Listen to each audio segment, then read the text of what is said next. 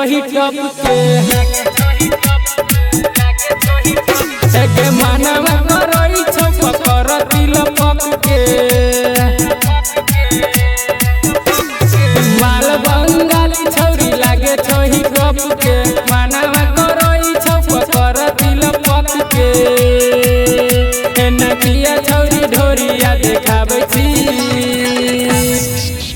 अपन दुनु जवाना के कुदाबै छी किया छोरा सबके मन पिघलाबै छी के अपन दुनु जवाना के कुदाबै छी किया छोरा सबके मन पिघलाबै छी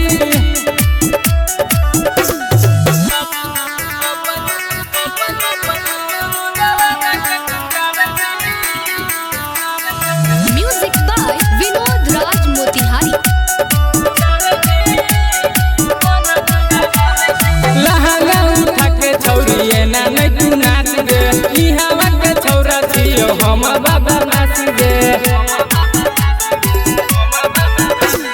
लहंगा उठा के छौरी एना नै तू नाच गे ई हवा के छौरा छियो बहुते बाबा नाच गे चढ़ल जवानी छौरी लागे छौ झकास गे ई हवा के छौरा कर देतौ तोरा बास गे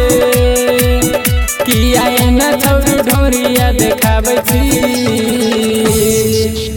अपन दुनु जवाना के कुदाबै छी किया छोरा सबके मन पिघलाबै छी अपन दुनु जवाना के कुदाबै छी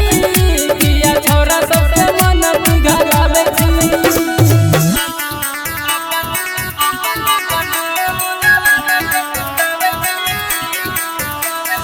music by Vinod Raj Motihari. Writer Gautam छियो अलग ब्रांड गे सुनिए के थर थर कापोई नसान गे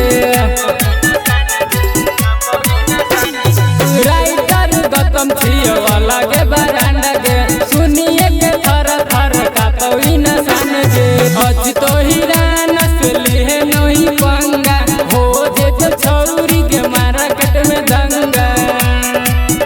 अपन अंगरी पर सबके नचाबै छी